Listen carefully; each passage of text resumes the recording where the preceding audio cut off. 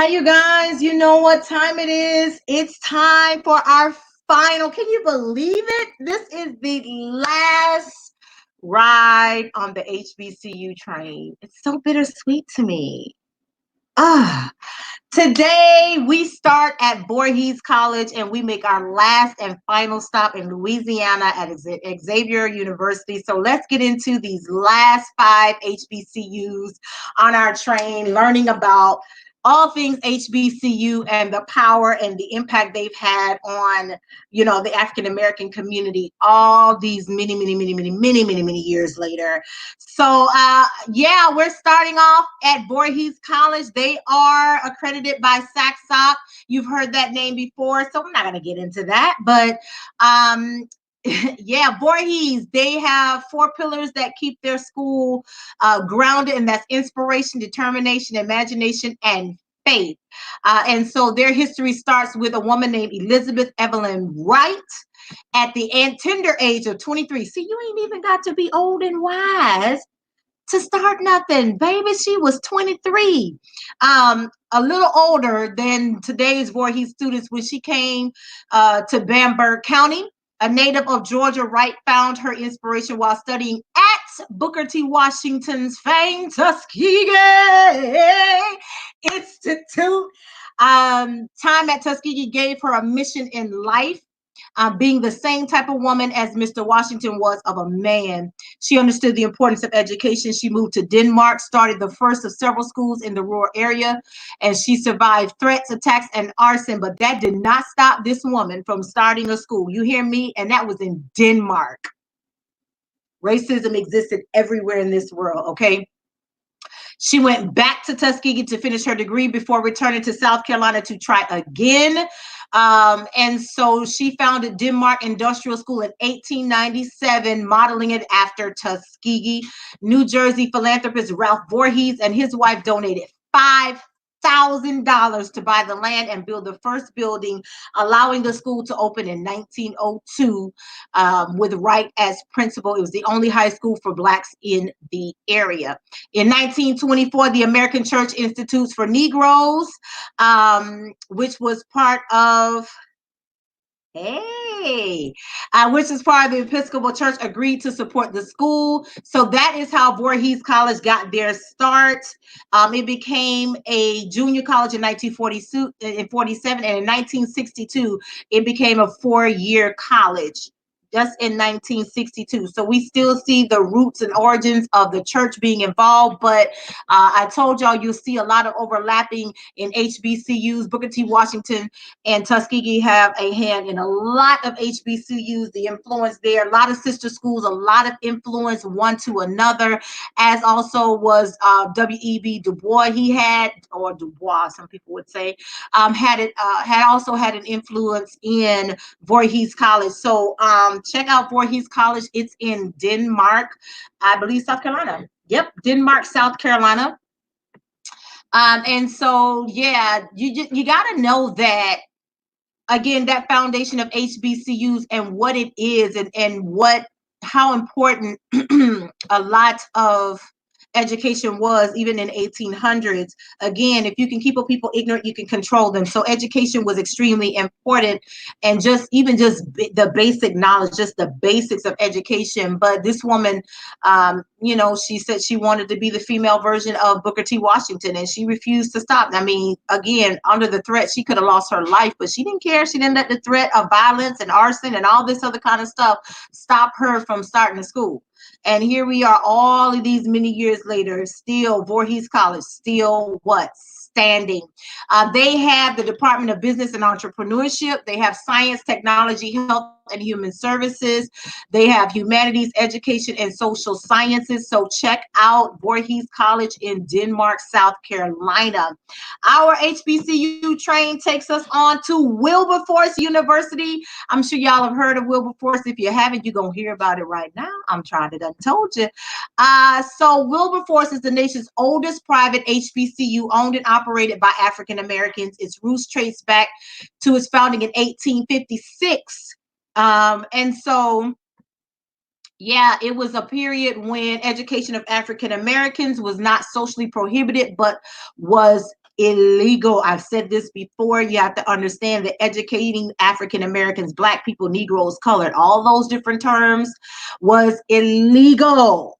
And we got the nerve to have something to say about education right now. I wish you would. So you can't learn from your past if you don't know what's in your past. There was a point in time when Black folks weren't even allowed to read and write, to have an education. The whole purpose was to keep you ignorant. And in our ancestry, in our legacy, in our history is the fight to what? To be educated. Exercise your mind, critical thinking for yourself. So that was the prevailing social, social climate and cultural ethos of the day. And so Wilberforce began.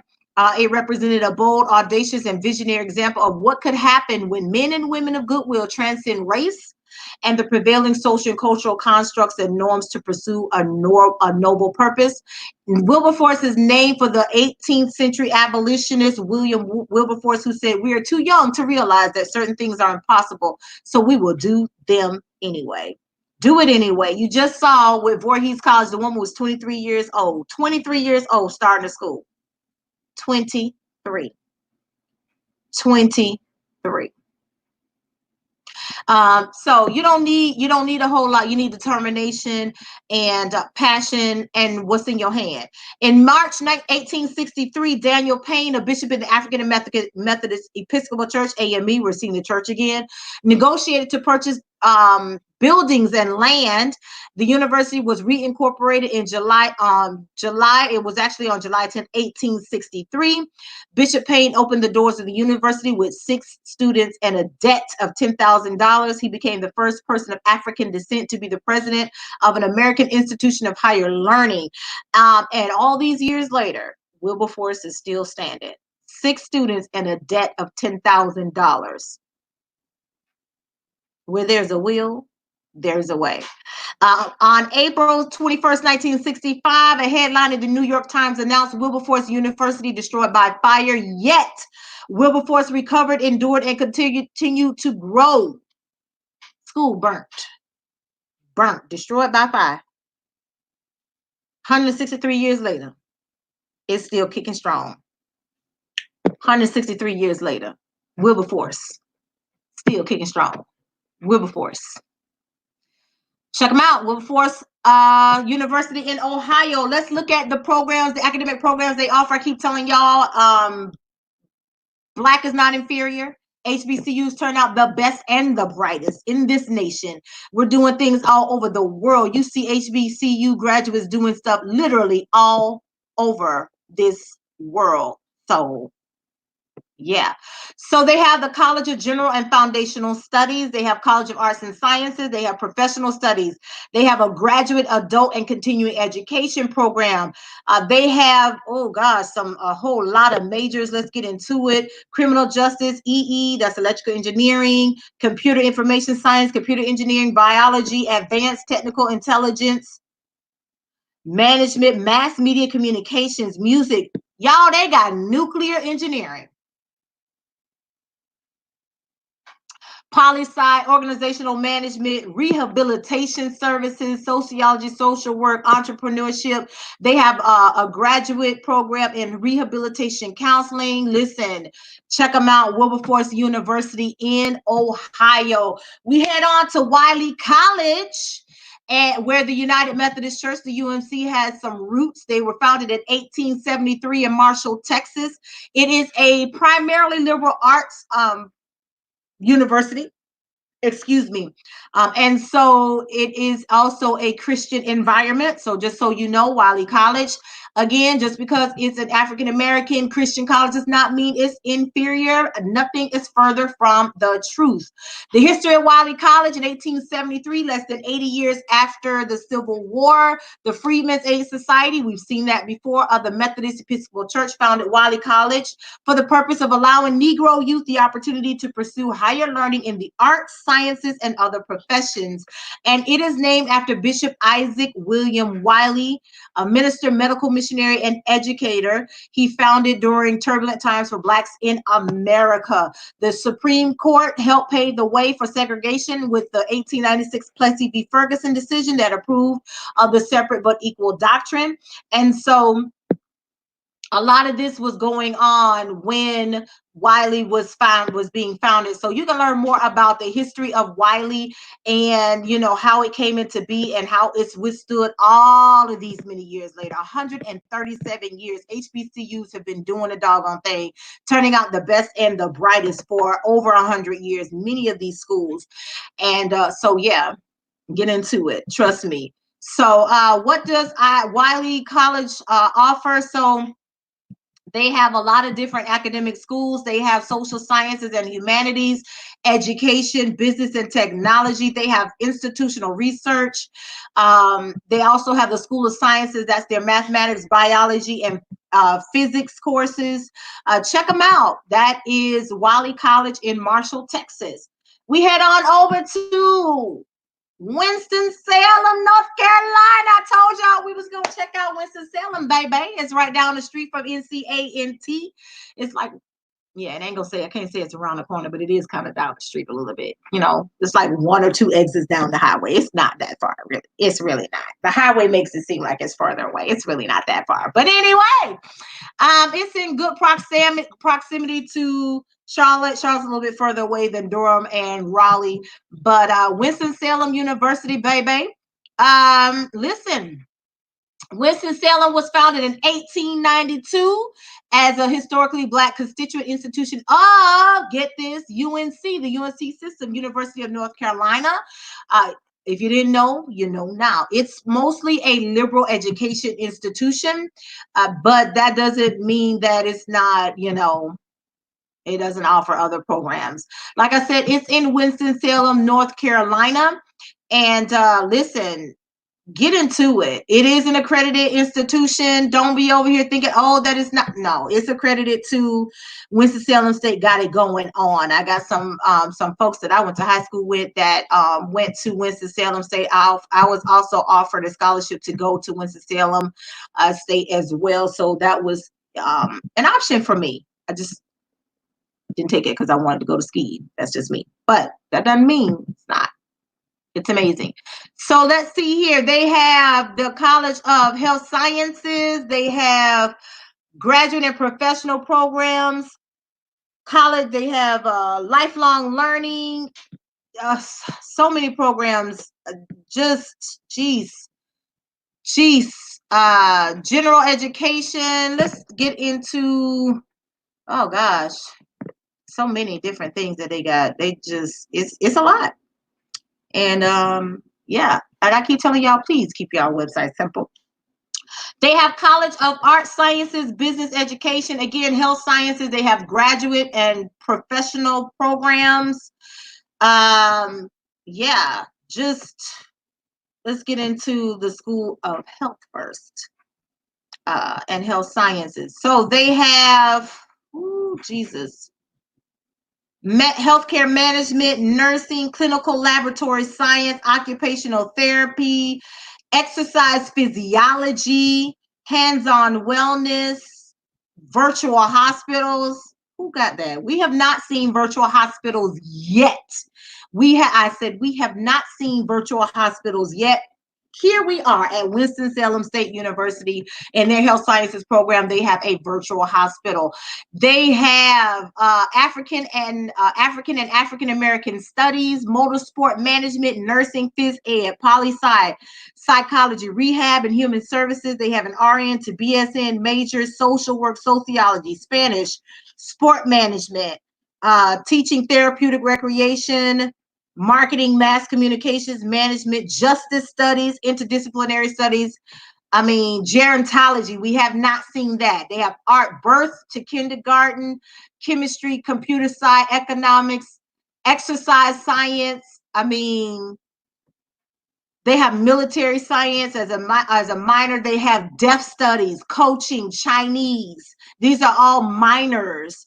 French, English as a second language, music, business, neuroscience is a minor that they offer. Portuguese.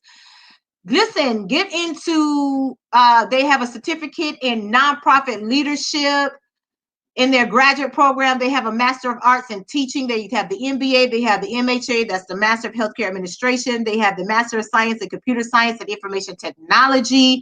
They have basically a dual degree program, a BS to MS degree in Computer Science and Information Technology. They have a Master in Occupational Therapy, Rehabilitation Counseling, Nursing. They have 3 doctoral degrees. They have the Doctor of Nursing Practice, Doctor of Physical Therapy, and then Transitional Doctor of Physical Therapy.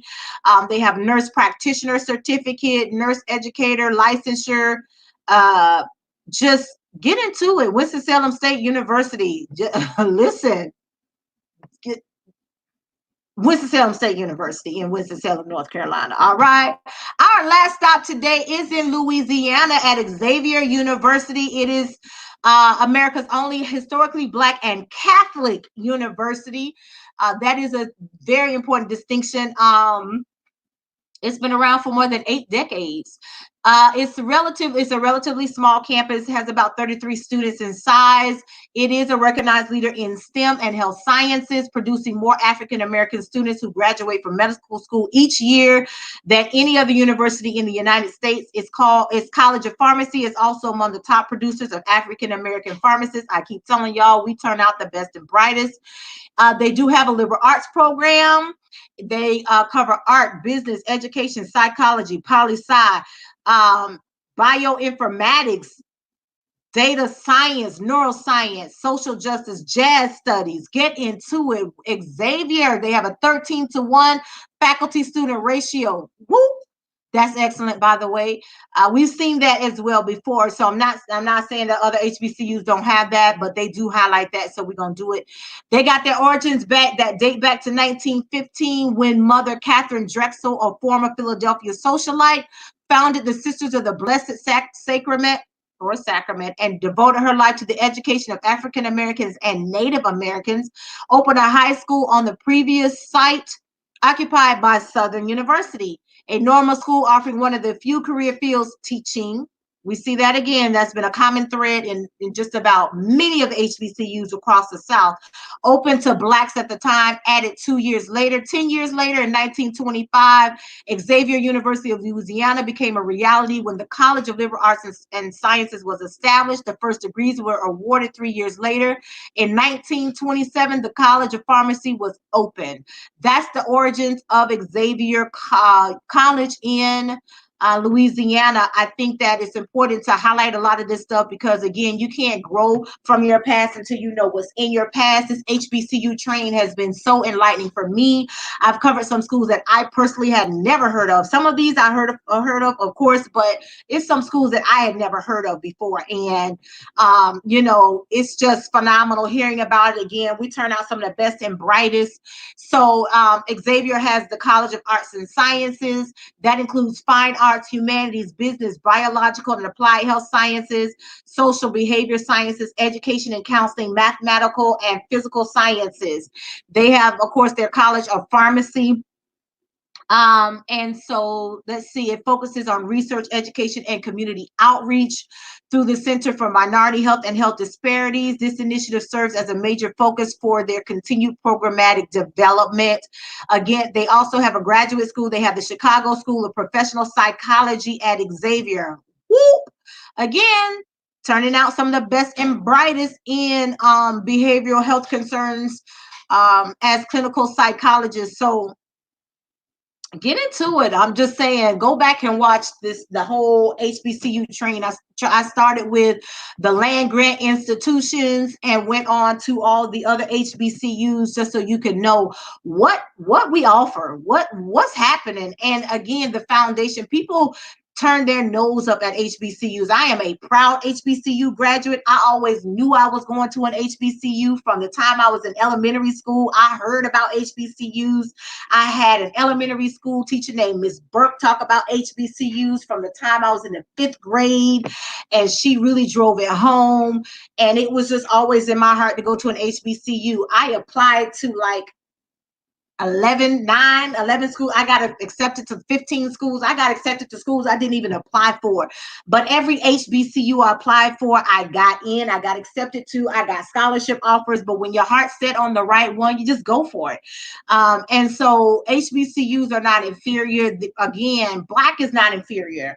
And we have to change that mindset among our own community and understand that the foundations, the fundamental principles of going to an HBCU and what they were about and how they got started, all of it, and I mean all of it, really, the root of it all boiled down to a desire to learn and have an education, period. It wasn't about, oh, I'm going to go into this career. On one hand, it was we needed to educate Black people so that we would have teachers for Black people.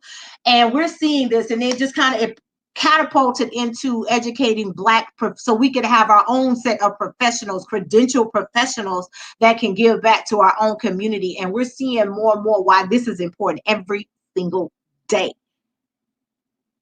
Every single day.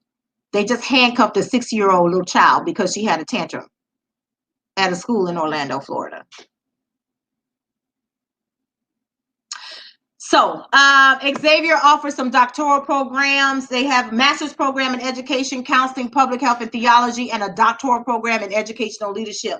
Please check them out. That ends our HBCU train. It's been exciting, an opportunity for me to help educate you all about HBCUs as I have learned about some of them. Some of them I knew about, of course, because I went on some HBCU college tours myself. But for those of you who may not have the opportunity, hopefully this HBCU train will expose you to them. There's nothing like being on the campus, but maybe seeing one of the campuses in these streams will help you decide that, hey, I want to visit that school. Listen, I went to the best in the land. That's how I feel about it. I went to Tuskegee, the pride of the swift growing South.